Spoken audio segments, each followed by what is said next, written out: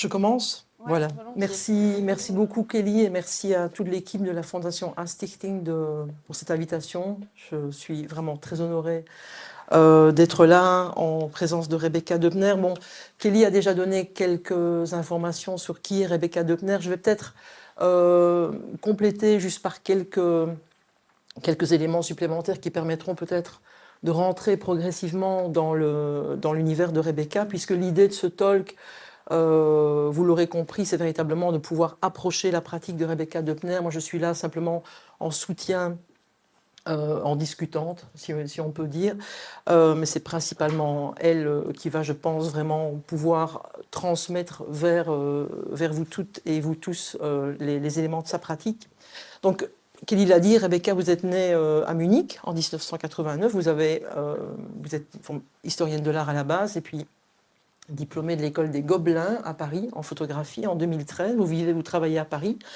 Vous avez aussi une relation assez singulière avec le Japon. Peut-être qu'on aura l'occasion d'en parler tout à l'heure, notamment autour de la région de Fukushima, où une catastrophe, tout le monde le sait, a eu lieu en 2011. Il y a quelque chose dans tout votre travail, où le Japon est aussi un point de récurrence. Vous avez obtenu en 2021 le prix coup de cœur, prix du BAL pour Tempête après Tempête, justement sur le Japon. Et vous avez aussi, plus récemment encore, obtenu la bourse pour la photographie documentaire du CNAP, Centre national des arts plastiques en France en 2022, autour d'une série sur la contraception masculine qui s'appelle Les Saisons thermiques. Vous êtes aussi fondatrice et curatrice d'une maison d'édition, principalement vraiment dédiée aux livres d'artistes et à la micro-édition qui s'appelle le Rayon Vert. Je passe un tout petit peu, et vous avez aussi travaillé, si je ne me trompe pas, sur les méga-bassines de Soline. C'est bien ça? Oui, dans le marais de Poitevin, notamment celle de Sainte-Soline, mais qui est un peu représentative des projets qui sont menés là-bas en agriculture. Je me permets de passer à travers toute une espèce de pratique comme ça variée du travail de Rebecca Deubner, aussi pour vous montrer que d'emblée, la plasticité avec laquelle vous travaillez la photographie. Et à l'intérieur de cette plasticité, on va essayer tout à l'heure de peut-être sortir des points de récurrence. Mais aujourd'hui, on est principalement présente pour vous parler d'une série assez singulière qui s'appelle donc Strip, qui est une série de photogrammes et un travail vidéo que vous avez réalisé autour de la garde-robe et des vêtements de votre mère, qui est décédée il y a 2 ans, Non, 7. 7 ans déjà, Oui. ok, Ouais. 7 ans. Projet donc datant de 2022-2023 qui a été édité chez September Books, magnifique livre à la fin de l'année 2023 qui reprend à la fois les photogrammes et que vous allez découvrir là sur le portfolio et des captures d'écran de la vidéo. Première question Rebecca, est-ce que vous pourriez décrire ce travail strip autour de la garde-robe de votre mère décédée, puisque c'est ce qui est présenté dans l'expo. Est-ce que vous pourriez décrire comme si vous n'étiez pas l'auteur de ce travail, si vous deviez vraiment mettre des mots dessus? Bon, là, on n'est pas dans l'expo, on a juste quelques supports, mais je serais intéressée de voir comment vous le décririez. Merci déjà pour cette introduction et merci à la Fondation A d'avoir organisé cette discussion. Merci d'être venu aussi, c'est un peu impressionnant, je vais essayer de rester calme. Et donc en ce qui concerne le travail qui est exposé ici, mais que j'ai aussi montré à d'autres occasions dans d'autres expositions collectives ou bien en foire, etc., c'est un corpus assez vaste, donc qui comprend à la fois des photogrammes et des œuvres vidéo. Les photogrammes, il y en a une centaine. Pour l'instant, j'ai toujours que pu les montrer un peu par fragments. Donc je dirais que quand on arrive face au travail pour le spectateur, j'ai l'impression en tout cas, ou la spectatrice, il arrive devant une sorte de patchwork coloré au mur. Je pense que c'est d'abord un peu de cette manière-là qu'on le perçoit. Est-ce que ça va le micro ou pas? Parce que j'entends mon souffle, mais ouais, ça va. Ok. Donc, je dirais qu'il y a d'abord une approche d'une grille colorée, où il y a en premier lieu des formes et des couleurs un peu qui se démarquent. Au mur, il y a aussi des espaces vides. Euh, pour moi, la grille, il y a vraiment un rapport un peu au fait de ranger quelque chose, un peu comme dans un placard. Donc, il y avait cette idée de mettre à plat le contenu de la garde-robe, du placard. Bon, là, je suis déjà en train de partir dans mon interprétation, donc Non, c'est non, c'est pas pas mal, c'est exactement pas mal. ça. Et ensuite, j'ai l'impression que la personne qui regarde le travail va vraiment pouvoir rentrer dans une vision détaillée en s'approchant, parce que c'est un de mes rares travaux où le travail est assez prenant visuellement de loin, mais où en fait on découvre vraiment les images progressivement en s'approchant. Parce que du coup, le processus du photogramme permet vraiment de rentrer dans la matière des objets qui sont représentés. Et donc, il y a vraiment une envie, en tout cas pour moi, d'avoir des approches à différentes échelles. Donc, le corpus dans son entièreté quand on le regarde de loin, et ensuite de rentrer vraiment dans le détail de la fibre du vêtement quand on le regarde de près. Peut-être que je peux dire deux, trois mots sur la technique du photogramme, si tout le monde n'est pas familier. Euh, donc le photogramme, c'est un peu une des premières techniques photographiques qui a été utilisée notamment en laboratoire pour produire des images. Donc voilà, c'est une manière de produire de l'image sans passer par l'appareil photo. Donc ça se fait en chambre noire, soit noir et blanc, soit couleur, en fonction un peu de ce qu'on a envie de faire. Moi, du coup, je fais du photogramme couleur, parce que le reste de ma pratique photographique est couleur aussi, donc c'est là que je me sens la plus à l'aise. Et du coup, il s'agit en fait de prendre une surface photo sensible, donc qui est le papier photo en l'occurrence, de poser un objet dessus, qui donc ici sont les différents vêtements. Et ensuite d'exposer cette feuille recouverte de l'objet à la lumière. Et donc c'est ce qui va nous permettre en fait de bloquer la lumière aux endroits où il y a l'objet qui est posé, donc la lumière passera moins, et donc on a vraiment une empreinte, c'est presque une ombre en négatif un peu de l'objet qui va se déposer comme ça. Et concernant après la perception du travail, j'y reviens très rapidement. C'est vrai qu'il y a aussi les vidéos qui sont montrées en parallèle. Je dirais que ça aussi, il y en a une dizaine, et qu'ici, il y en a 3 qui sont présentées à la suite les unes des autres. Et que c'est assez complémentaire, j'ai l'impression, des photogrammes, parce qu'on est sur un registre visuel beaucoup plus pauvre, entre guillemets. Enfin, c'est une image beaucoup moins... enfin, qui appelle moins le regard, et qui va... Je pense qu'on rentre vraiment dans le travail plus en prenant le temps, parce que c'est une espèce de performance où il ne se passe pas beaucoup de choses. Et voilà, je m'arrête là pour l'instant. Ok, merci. Je voudrais peut-être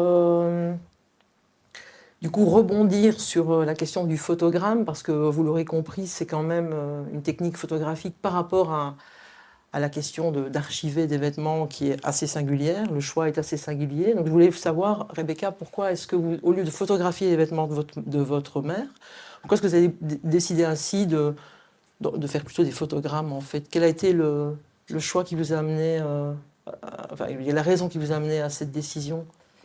Alors, du coup, je reviens à cette première image, enfin, qui était la première de ma petite présentation.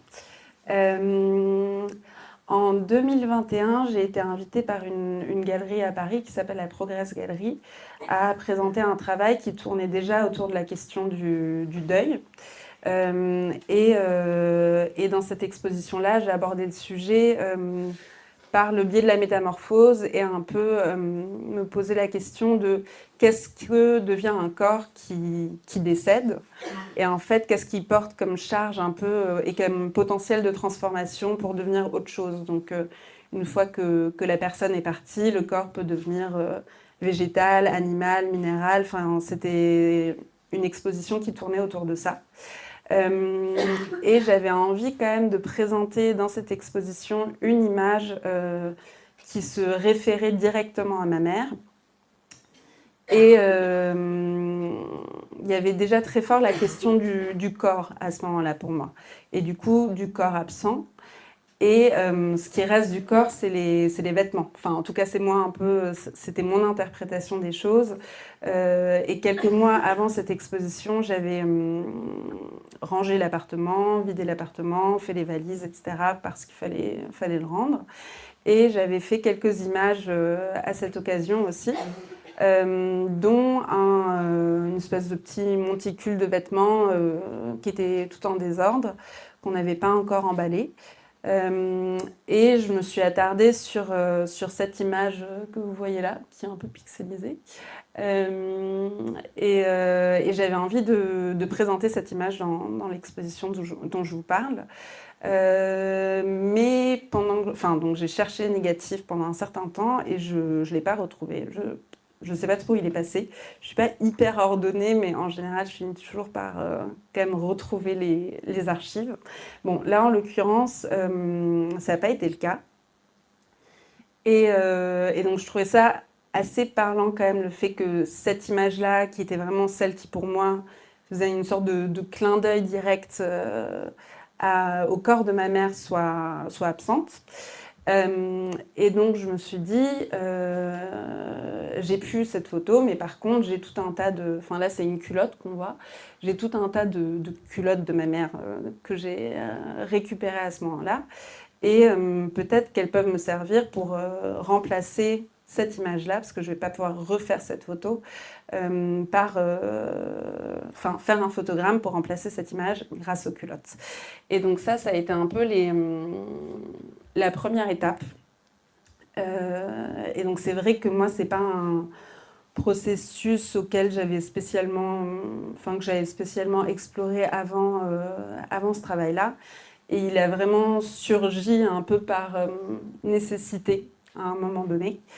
Et donc j'ai fait une première session qui a donné lieu à quelques photogrammes. Il y en avait, je sais pas, 4 ou 5, et qui était une variation autour du motif de la culotte, et où j'essayais aussi un peu de reprendre les couleurs du coup de l'image originale. Donc il y a la présence du rouge, du fuchsia, qui pour moi formellement rappelait cette photo-là.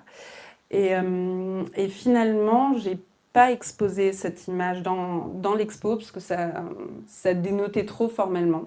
Donc je vous ai juste mis une photo de ce qui a remplacé finalement le photogramme. Donc c'était une vraie photo entre guillemets avec un appareil photo que j'ai présenté à ce moment-là.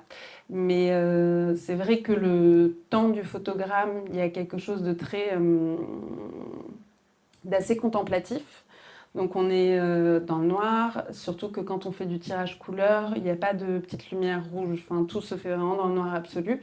Donc on compose vraiment les images à la main, à tâtons. Et je trouvais qu'il y avait du coup une forme de proximité assez inattendue qui pouvait se créer à ce moment-là avec les vêtements. Et que ça stimulait un peu plusieurs sens, que ce soit le toucher, l'odorat aussi, parce qu'il y avait encore des odeurs, etc. Le parfum, par exemple, sur les vêtements. Et donc, je me suis dit à ce moment-là que j'avais envie de pouvoir reproduire ces moments-là de photogrammes, un peu pour être aussi dans une forme de réactivation du souvenir, dans une forme de présence partagée, en fait. Voilà. Et donc, c'était un peu ça le point de départ. Oui. Alors, il y a quelque chose qui est très intéressant, je trouve, dans ce que vous venez de dire. Je vais te tutoyer. Dans ce que tu viens de dire, c'est que je trouve qu'en effet, quand on voit un vêtement, surtout le vêtement de quelqu'un qui est décédé, enfin, si quelqu'un a déjà perdu quelqu'un de proche, et à un moment donné, être en présence du vêtement de quelqu'un qui est mort, c'est vraiment quelque chose de très singulier. La présence, est vraiment une présence en creux, comme ça, qui est très, très forte. Et dans tout ce que tu racontes, au niveau du processus, il y a vraiment ce travail d'aller rechercher en chambre noire. Effectivement, comme tu dis, c'est quelque chose qui se fait à la main, à tâtons, qui réactive l'odeur, qui réactive le mouvement aussi. J'imagine que rien que le fait de toucher le vêtement, de le disposer sur la plaque sensible, tout ça doit vraiment faire renaître chez toi, en l'occurrence, quelque chose d'extrêmement fort dans le rapport aux vêtements de ta mère. Mais le résultat, pour le spectateur, est étrangement abstraitisé.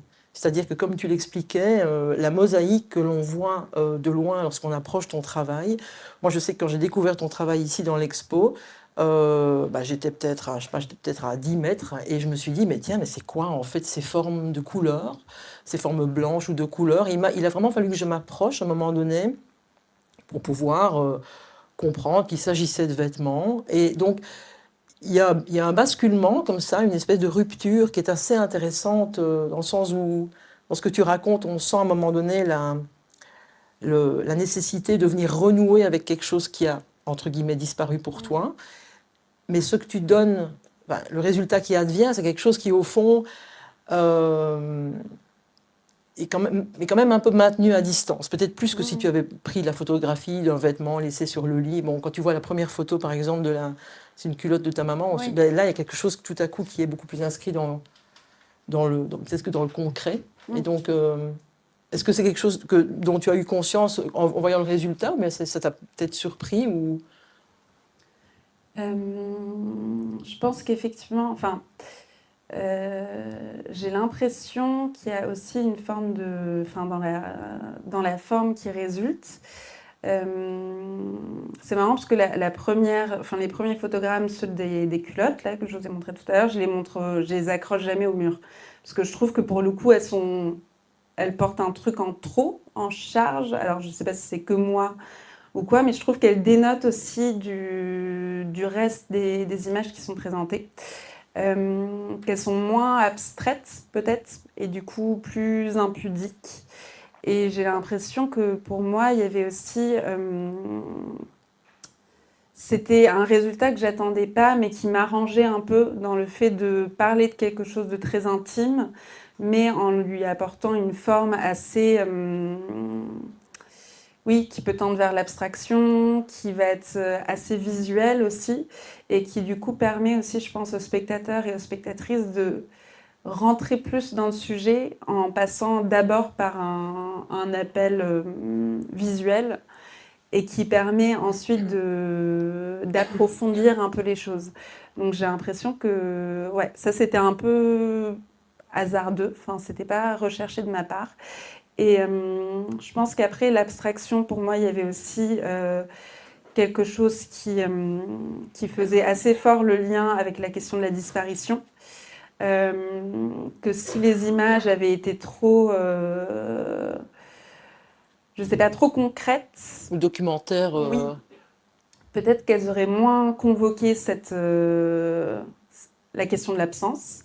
Et il y avait aussi, après, pour moi, l'idée du photogramme, quand j'ai un peu commencé à réfléchir au process et à pourquoi j'avais envie de conserver ce processus-là, au-delà de ce que moi, ça m'apportait pendant que je faisais le photogramme. Il y avait l'idée aussi de se dire, en fait, le photogramme, il est permis par l'absence du corps. C'est-à-dire que la lumière passe parce que le vêtement est vide.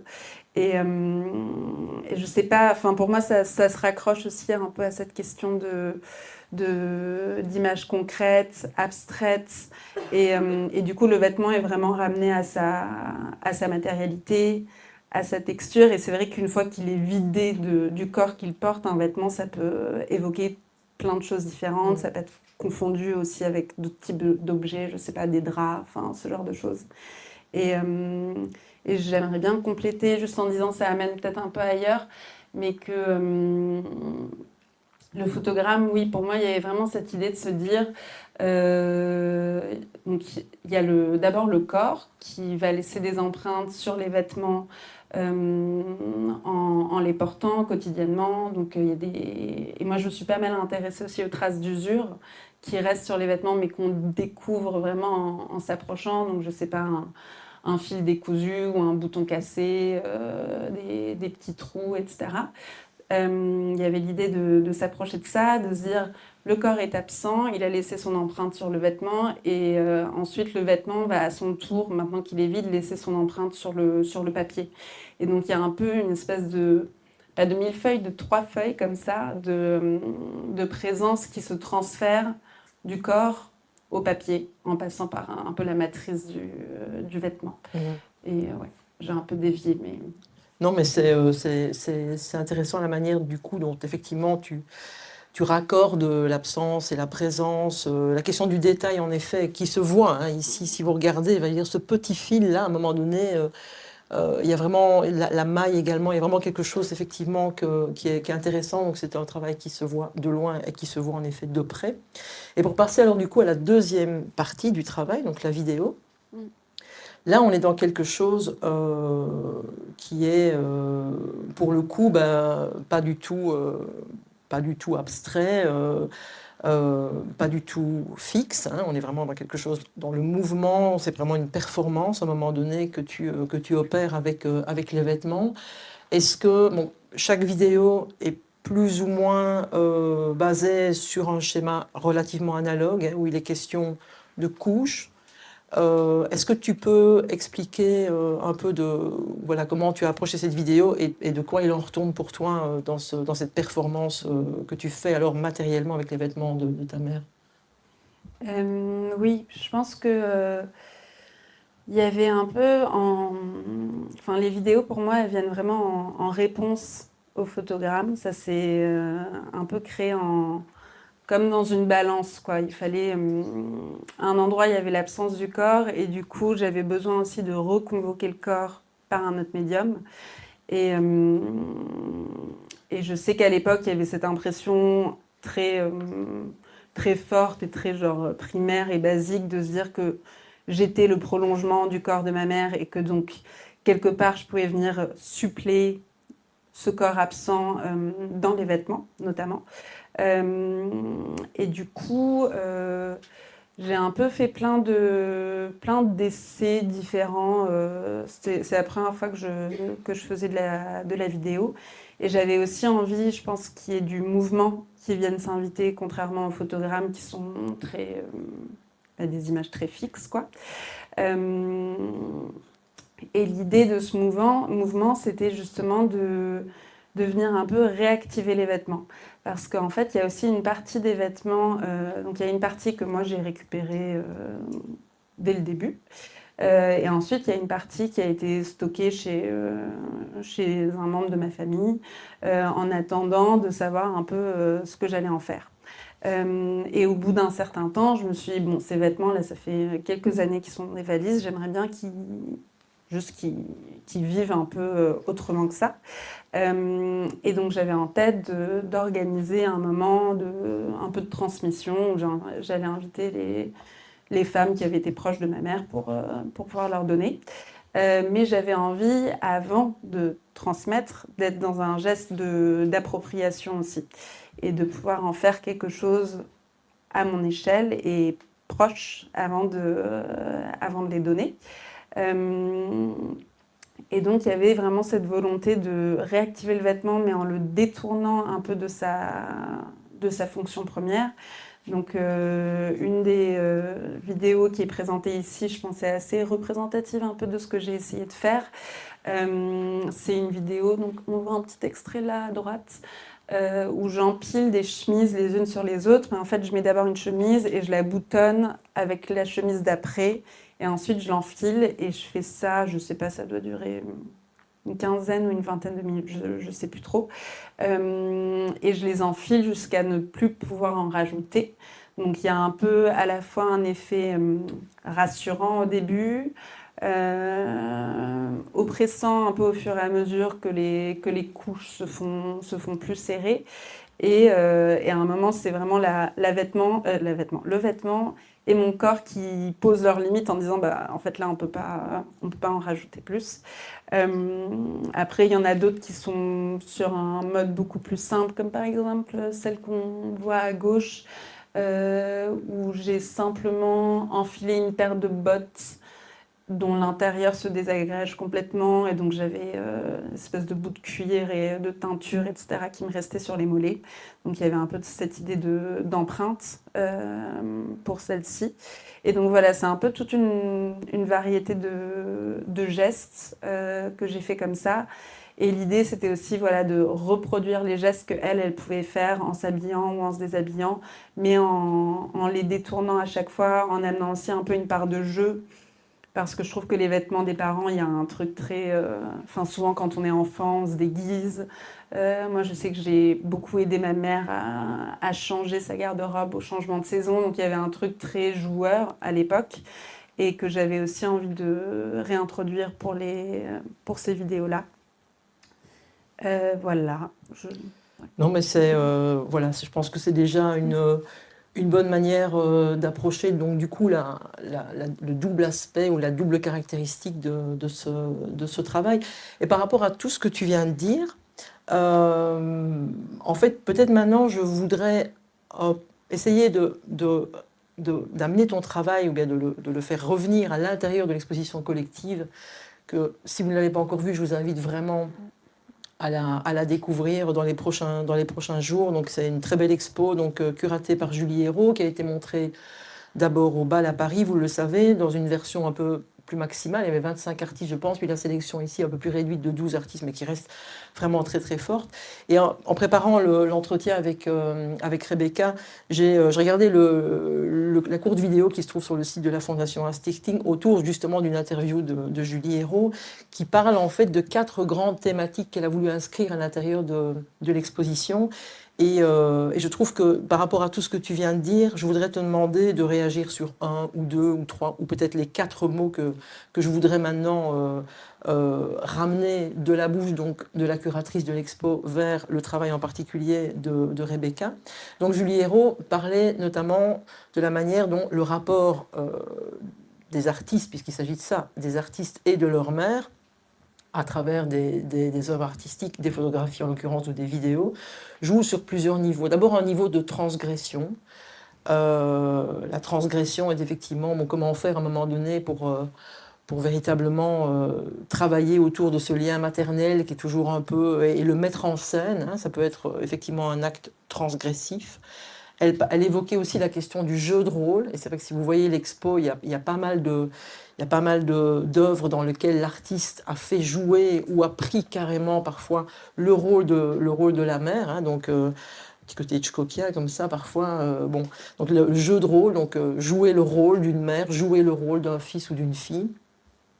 La question évidemment de l'héritage, ce qu'on fait avec sa mère, avec les histoires qui sont ou pas transmises par elle, et puis la question toujours un peu présente de la disparition de la figure maternelle, hein, qui nous met toujours un petit peu face au vertige à un moment donné de se dire qu'après c'est nous. Et donc il y a quelque chose de ces 4 mots, transgression, jeu de rôle, héritage et disparition. Par exemple, je trouve que ton travail, Rebecca, est un parmi ceux qui sont dans l'exposition.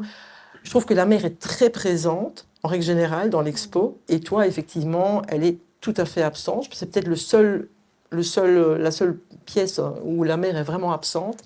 Et donc, voilà, transgression, jeu de rôle, héritage, disparition. Est-ce que tu pourrais réagir, pas sur les 4 mots, mais peut-être s'il y en a un qui te parle particulièrement par rapport justement, du coup, à ton inscription dans cette exposition collective et dans le rapport peut-être à ta mère?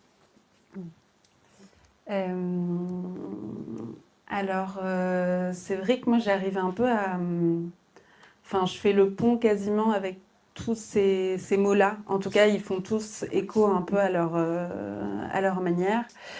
La question de la transgression, je sais que je me la suis pas mal posée justement dans le fait de montrer ou pas montrer des objets qui me paraissaient, enfin des vêtements qui me paraissaient particulièrement intimes.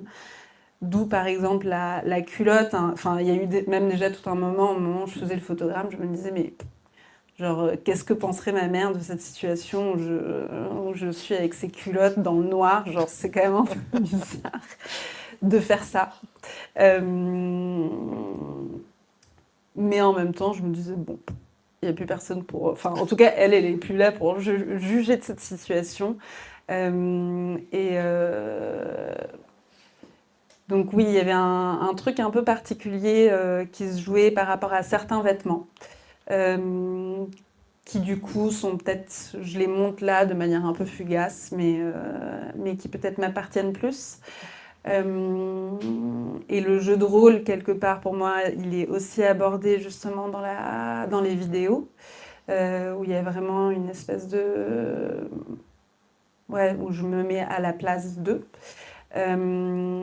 C'est aussi un travail que je connecte moi à une lecture que j'ai eue pendant que je travaillais sur tout ça, d'un livre de Vinciane Després qui s'appelle Au bonheur des morts, où elle évoque les rapports qu'on peut avoir à nos morts, au deuil, enfin, à tout ça.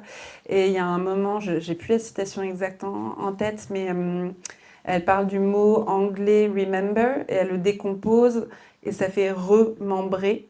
Et elle parle vraiment de la part active du souvenir, comment en fait le souvenir n'est pas que quelque chose qu'on fait de manière passive en repensant à quelqu'un par exemple, mais aussi en le réactivant vraiment dans le présent. Et du coup, pour moi, dans cette idée de performance, c'est vraiment le fait de réactiver, mais par le jeu, et du coup en mettant mon corps à la place d'un autre corps. Et après, je pense que la question de l'héritage et de l'absence, elles sont assez évidentes par rapport à ce travail-là, et sans trop rentrer dans les détails. Mais c'est vrai que euh, pour moi, c'est un travail qui est vraiment parti de la question de l'absence et de la disparition littéralement d'un corps. Et je pense que c'est pour ça que ma mère est vraiment évoquée parce qu'il en reste, mais à aucun moment montré autrement. Mhm. Mm. Et alors, ça se voit peut-être, oui, ça se voit quand même. Oui, peut-être juste une dernière question par rapport à ta vidéo. Donc, tu te cadres toujours sans le visage visible. Ça dépend. Ah, ça dépend. Ok, Ouais. parce que ce que j'avais vu, en fait, je pense que j'avais jamais vu ton visage Mm. dans les. Ah, ben si, là, on le voit, en fait, en effet. Oui, bah donc, c'est raté. Alors, ma question Mais tombe on à le l'eau. voit Parce que... peu. Et du coup, il y a enfin, c'est pas vraiment pertinent, en fait, la question de voir ton visage ou de pas le voir. C'est pas, il y a rien d'important là-dedans, quoi. Euh, Oui, enfin, en tout cas, j'y ai pas spécialement réfléchi. J'avais l'impression que, enfin, en tout cas, pour moi, le reste de mon corps était plus au cœur de cette partie-là que mon visage. C'est vrai que la vidéo qui est présentée ici, mon visage apparaît au tout début et à la toute fin, il me semble. Et c'est un regard caméra qui... Bon, je sais pas. Enfin, voilà, j'ai Non, bah regardé donc aux c'est moi caméras. qui ai alors pas regardé assez longtemps peut-être les vidéos. Euh, Peut-être je voudrais repartir un moment alors sur la question du vêtement, hein, dont on sait la question du vêtement en photographie. Enfin, je veux dire, c'est quand même une longue histoire. Enfin, ça s'appelle le vêtement comme marque sociale, uniforme ou bien marqueur social. Pas mal de photographes ont travaillé sur ça, évidemment la mode, hein, bien sûr, on le sait, le vêtement d'apparat, dans le portrait, etc. Et toi, en fait, Rebecca, j'ai l'impression que tu t'écartes radicalement de toutes ces occurrences un peu classiques de la relation entre le vêtement et la photographie, mais que véritablement, chez toi, presque littéralement d'ailleurs, le vêtement, c'est une peau. Enfin, je veux dire, en tout cas, quand on voit ce rapport au photogramme, quand on voit ce rapport à un moment donné dans ta vidéo, où soit tu t'affubles couche après couche des vêtements de ta mère, ou alors d'autres vidéos existent, tu me disais avant que la conférence de démarre, où c'est la question du strip, alors, hein, où alors vraiment tu enlèves les couches. Il y a vraiment quelque chose là au niveau peut-être au niveau de la mue. Alors la question de la mue, de la mutation, du changement, c'est quelque chose qui apparaît dans le texte d'introduction de ton site internet qui est très bien fait. D'ailleurs, si vous voulez mieux connaître le travail de Rebecca Debner, vraiment allez voir le site, il est super.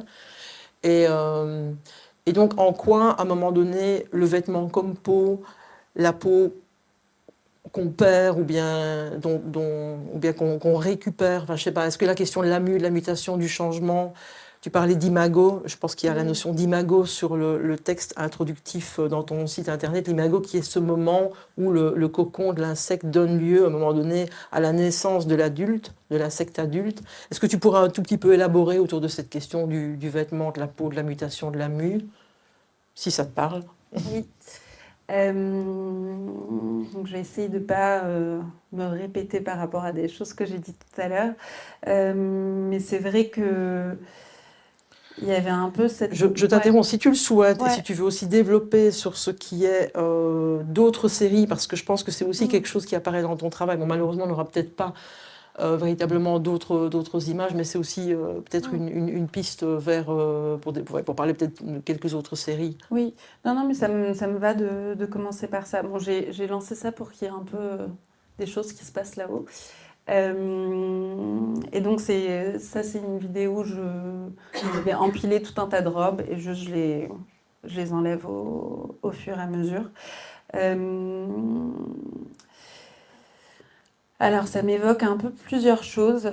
La question de la peau, du vêtement, de la seconde peau. Je pense qu'il y avait, dans le rapport réconfortant du vêtement, il y avait un peu cette idée presque du peau à peau qu'on fait potentiellement avec les bébés au moment de la naissance, d'être dans un truc enfin, dans un rapport très, très proche, de proximité, que moi j'ai voulu un peu reproduire de manière anachronique et décaler un peu avec les vêtements. Ce que je disais aussi un peu tout à l'heure, c'est que pour moi, les vêtements, certes, ils convoquent des souvenirs quand j'ai, par exemple, vu ma mère porter un type de vêtement dans certaines situations, etc. C'est quelque chose dont je me souviens. Mais il y avait aussi vraiment l'idée de regarder le vêtement de très près et de se concentrer sur ce qu'elle y a laissé. Donc il y a aussi parfois des petits objets, donc je sais pas, il restait des mouchoirs dans les poches ou des tickets de métro, enfin tout un tas de petites choses du quotidien que elle y avait laissé et que moi je pouvais retrouver. Justement, en enfilant les vêtements, souvent c'est là que j'allais un peu fouiller pour voir ce qui était encore présent. Il y avait aussi les cheveux. Enfin, donc il y a, pour moi, c'est vraiment un vecteur de présence et qui s'amoindrit en plus au fur et à mesure, parce qu'en fait, sa peau et sa présence et son corps étaient très présents au début. Parce que l'odeur était très forte, que ça avait été conservé dans des choses closes, etc. Donc il y avait cette... Enfin, pour moi, oui, vraiment, il y a la peau et le corps, là, je les mets un peu à la même échelle. Et donc, il y avait cette présence très forte dont il fallait aussi un peu profiter avant qu'elle s'amoindrisse, qu'elle se dilue, que moi aussi, je porte les vêtements et que du coup, au fur et à mesure, ils deviennent plus les miens que les siens. Donc c'est un peu à ça que ça me fait penser notamment. Et après, oui, je pense que... Ouais, Ok. voilà. Ben, peut-être alors, avant de vous passer la parole, moi je voudrais juste, pour peut-être boucler la boucle, j'ai commencé la présentation en évoquant d'autres séries que tu as faites sur la question donc sur le Japon. Tu as beaucoup travaillé aussi sur la catastrophe de Fukushima, en tout cas sur la région de Fukushima. Tu as travaillé sur les méga-bassines. J'ai l'impression que dans ton travail, ouais, je vais te laisser. Oui, où tu sors de ta. Oui, voilà. Parlant de mue et de peau, ben voilà, on y arrive. De l'avoir quelques secondes, mais voilà. Et donc voilà, peut-être juste pour clôturer ça, je voulais te demander si la question de la rupture, à un moment donné, était aussi un mot qui faisait sens, pas nécessairement par rapport à ce travail-ci, mais de manière alors plus générale par rapport à ton travail. Et peut-être juste de dire ce que dans la photographie, parce que là clairement, il y a vraiment, je parlais de plasticité du médium et cette capacité que tu as, mais parmi d'autres photographes, à utiliser vraiment le médium de manière très différente. Bien sûr, on n'aura pas le temps d'aborder les caractéristiques qu'on peut voir traverser tes séries, bon, parce qu'il aurait fallu montrer peut-être d'autres illustrations. Mais comment abordes-tu la photographie de base, du coup, pour passer des méga-bassines de Soline sur un mode très documentaire, à Fukushima, au Japon, à la stérilisation masculine et à ta mère avec des photogrammes. Est-ce qu'il y a quelque chose qui fait quand même lien par rapport à la photographie, selon toi? Je pense que c'est un rapport très basique, genre de conservation de la mémoire, de lien au souvenir, enfin, que ça part vraiment de là, au départ. La pratique que j'ai, enfin, depuis assez jeune, enfin, c'était vraiment quelque chose qui m'accompagne. Et j'imagine dont j'ai découvert au fur et à mesure la valeur justement de conservation en retombant, je sais pas, une fois que j'avais 20 ans sur les photos que j'avais faites quand j'en avais 14 et un peu de commencer à saisir la valeur que ça pouvait avoir pour moi, en tout cas de retrouver des choses. Et je trouve qu'il y a enfin, moi, je pense, ce qui me touche dans la photographie, je trouve qu'il y a un côté assez magique dans le fait que c'est une sorte de petite porte ou petite fenêtre qui permet de réaccéder très simplement, avec très peu de moyens, à des époques qui sont révolues. Euh, donc ça, je dirais que c'est un peu genre l'élan de départ. Et ensuite, concernant du coup, la question de la rupture et du lien que je fais un peu entre les différents travaux. Euh, une des choses qui moi, m'intéresse, c'est vraiment la question du corps et justement la mémoire du corps, la transformation du corps. Et quand je parle de corps, je ne parle pas que de corps humain, vraiment le corps en tant que tel, que ce soit un arbre, un animal, une personne, etc. Et du coup, dans cette histoire de mémoire et de souvenirs, je trouve que la photographie permet de documenter les métamorphoses que traversent les corps.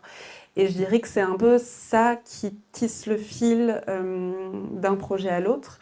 Par exemple, au Japon, dans la préfecture de Fukushima, du coup, j'ai pas mal travaillé sur la question du territoire et des corps qui le composaient, notamment sur le littoral. Donc il y avait à la fois l'envie de rencontrer des jeunes qui avaient vécu la triple catastrophe quand ils étaient enfants ou adolescents, parce que je me disais que justement ça devait constituer un moment de rupture dans leur vie, qu'il y avait vraiment un avant et un après dans leur vie, mais aussi dans le rapport qu'ils avaient au territoire qu'ils et elles habitaient.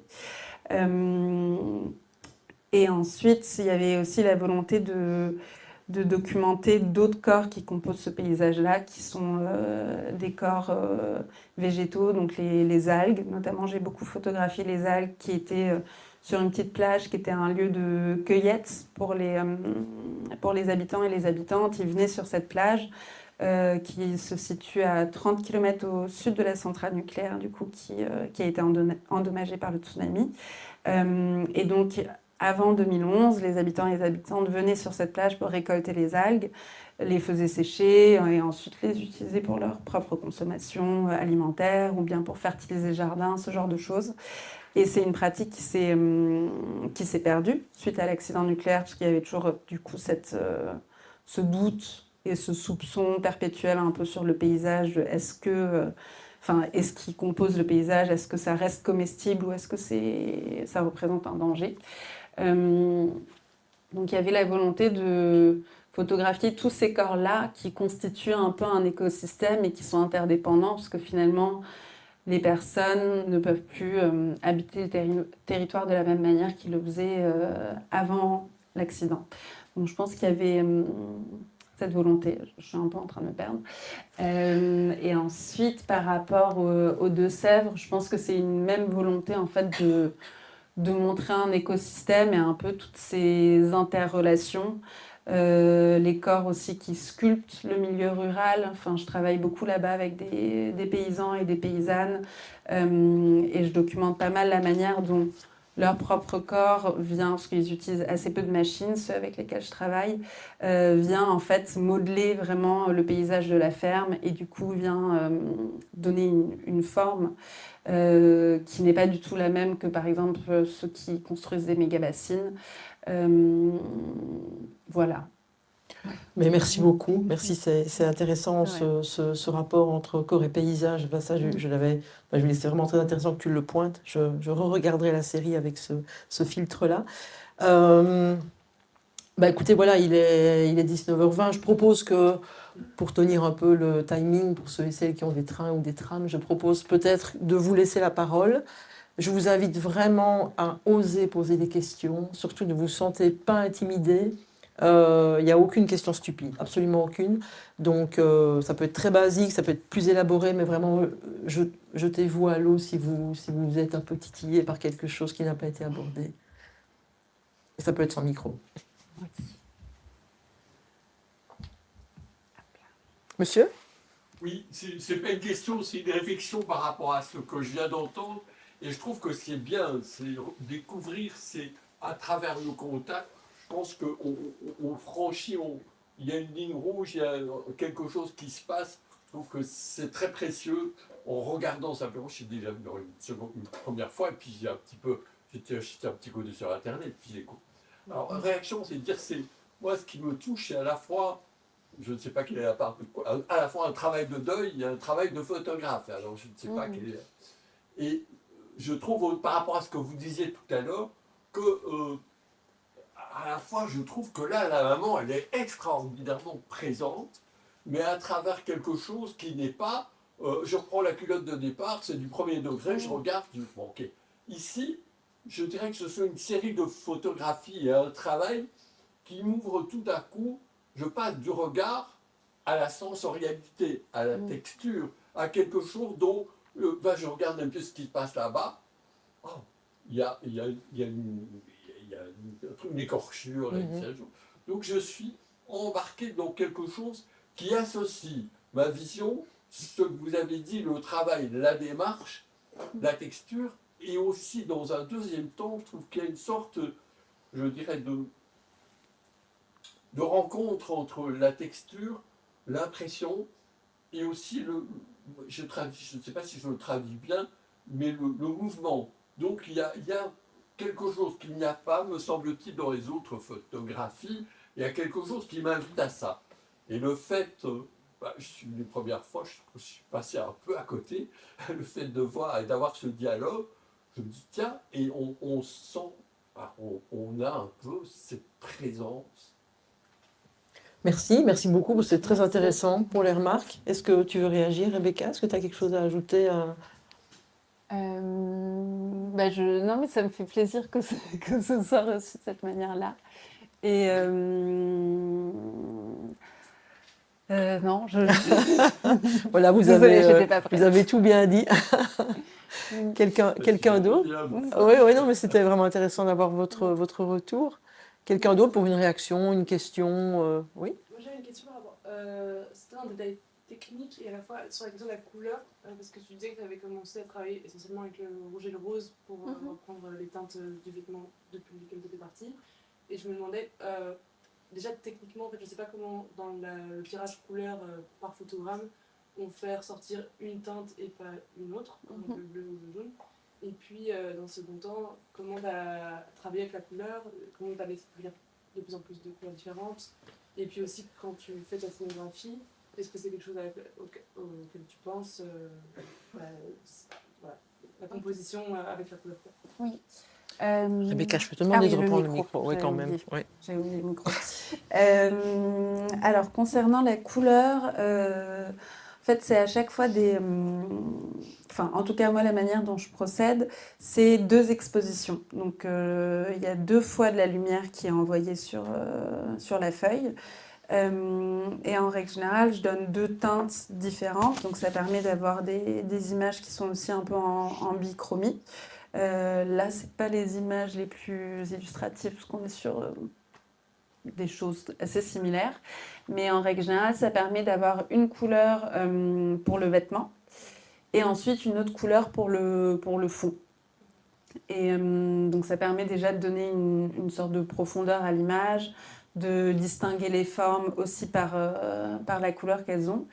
Et le choix des couleurs, il se fait de manière assez intuitive. Parfois, ça va être effectivement en relation avec le vêtement que j'ai sous les yeux, où je vais me dire, tiens, j'aime bien la teinte de cette jupe, donc je vais essayer de m'approcher de ça, mais en sachant quand même qu'à chaque fois, vu que c'est des doubles expositions, les couleurs influent l'une sur l'autre. Donc je suis jamais très sûre du rendu que je vais avoir avant de le faire. C'est aussi pour ça qu'au début, je vous avais mis... Alors, je ne sais pas si je vais réussir à retrouver. Ton PDF, il est là à droite, là? Ah oui, oui, oui. C'est moi qui fais ce bruit?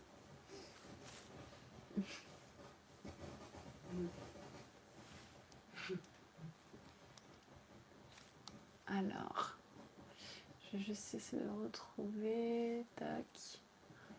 Oui. Annuler l'installation. Désolée. Tu veux que je prenne ton micro? Ouais, tiens. C'est moi qui fais ça. Hop. Pourquoi ça marche pas? Voilà. Je voulais juste vous remontrer une image. Ouais, voilà. Tac. Trop étrange. On a changé de micro, là. Ah, d'accord. Donc voilà, à chaque fois, il y a vraiment tout un tas de... Enfin, je passe par beaucoup de tests avant d'arriver à des couleurs qui me plaisent et à des combinaisons de couleurs qui me plaisent.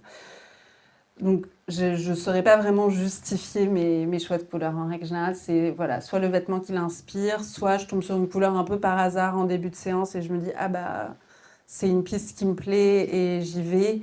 Parfois, j'ai aussi envie de renforcer un peu ce que m'évoque par exemple un objet. Donc là, je trouve la culotte, c'est assez parlant. Enfin, c'est une culotte, du coup, j'ai mis des couleurs genre hyper rouge, rose, fuchsia, enfin un truc un peu premier degré. Donc parfois, je vais avoir envie de renforcer le vêtement et parfois, je vais avoir envie d'aller dans une direction qui me semble être un peu opposée pour lui faire dire autre chose. Et ensuite, quand il s'agit de la composition finale au mur, c'est beaucoup de...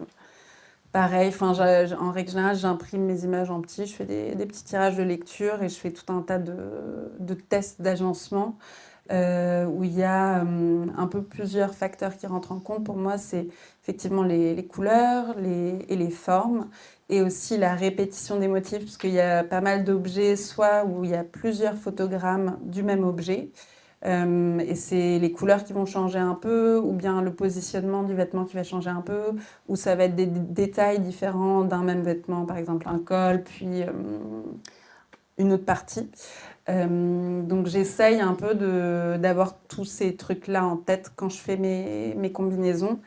Et je pense que là, par exemple, dans ce qui est présenté, à un moment, il y a des collants. On voit le haut du collant et le bas.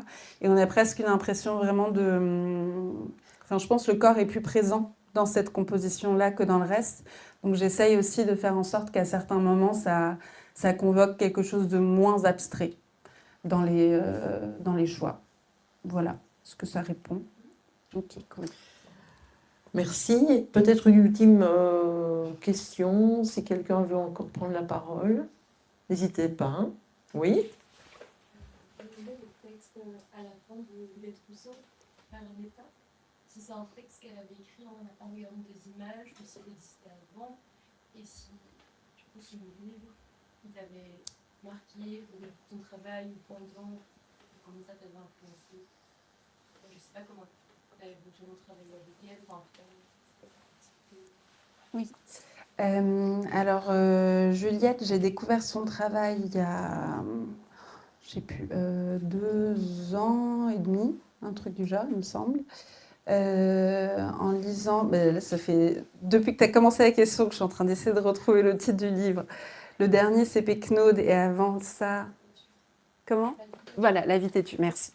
Donc, j'étais en train de lire La vie têtue et en même temps, on était en train de finaliser l'édition avec September Books. On voulait qu'il y ait un texte qui accompagne le projet.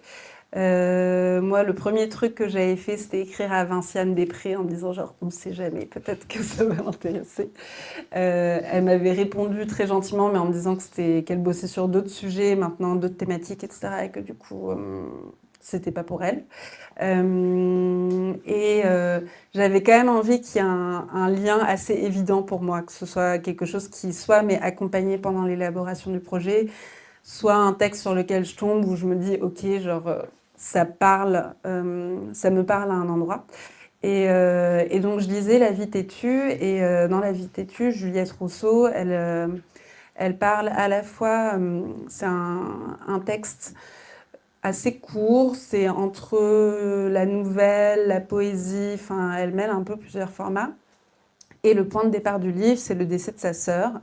Et elle écrit en réaction à ce décès-là. Mais en fait, c'est aussi pour elle un moyen de convoquer un peu toute sa filiation féminine.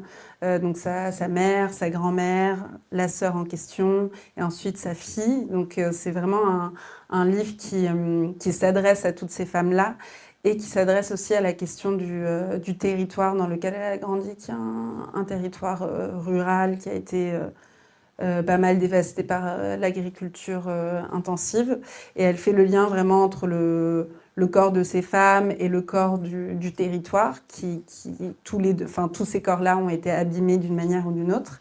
Et dans un des premiers chapitres, elle parle des vêtements de sa sœur, et elle évoque le fait qu'ils sont rangés dans une commode, il me semble, et elle va les voir de temps en temps. Il est absolument hors de question que ces vêtements bougent de cet endroit. Donc il y a vraiment un truc un peu de conservation très fort. Et je suis arrivée à ce chapitre-là, je me suis dit, déjà, au-delà de ce chapitre, il y avait plein de trucs qui me parlaient, mais je me suis dit, tiens, c'est peut-être à Juliette qu'il faudrait écrire pour savoir si ça m'intéresse.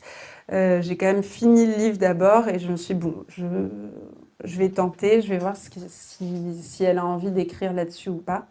Et voilà, et du coup, je l'ai contactée, et l'idée, c'était un peu de lui proposer une sorte de carte blanche, de lui montrer les images. Donc on lui a envoyé la maquette qui était en cours. Je lui ai à peine parlé du projet. Enfin, elle n'avait pas envie de trop en savoir. Elle savait juste que c'était les vêtements qui avaient appartenu à ma mère. Et à partir de ça, elle a écrit un texte qu'elle m'a envoyé. Et voilà. Et c'est ça qui se trouve à la fin du livre. Et j'étais hyper touchée par, je sens, sa manière d'approcher le sujet. Et je pense que c'est beaucoup plus... elle a une langue très sensible et qui convoque tout un tas je trouve, d'émotions, de sensations aussi, et qui, je trouve, c'est un bon équilibre avec les images. Ouais, voilà. Ok, écoutez, s'il y a une ultime question, on peut la prendre. Je pense qu'on n'est pas en retard. Sinon, on arrête ici. Mais vraiment, s'il y a une ultime question, une ultime remarque, allez-y. Jetez-vous à l'eau à nouveau. Non, pas de frustration après, lorsqu'on aura clôturé. Ok, écoutez, merci beaucoup pour votre attention. Merci Rebecca. Merci.